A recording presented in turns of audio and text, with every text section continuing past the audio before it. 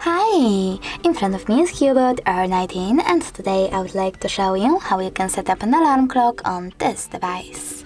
First of all, you need to find clock and click on it. Now click on alarm at the top left corner if it's not already on and tap on this plus icon. Set up an hour and when you're ready, click on OK. Now you need to select repeat and pick days of the week. I will go with Fridays. Oh, come on. I'll go with Fridays and maybe Wednesdays. Now tap on vibrate to disable or enable vibrations and tap on label. Over here you can name your alarm however you wish to, like work, and save it by tapping on OK. Then click on this bell icon and pick one of those melodies as your alarm sound by tapping on the best one and going back.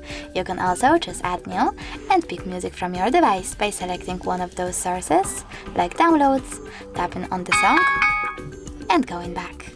As you can see, my alarm was successfully added. You can turn it off completely by tapping on the switcher next to it and turn it back on the same way. You can also get rid of it by tapping on delete at the bottom left corner. Thanks so much for watching. If you enjoyed this video, leave a like, comment and subscribe.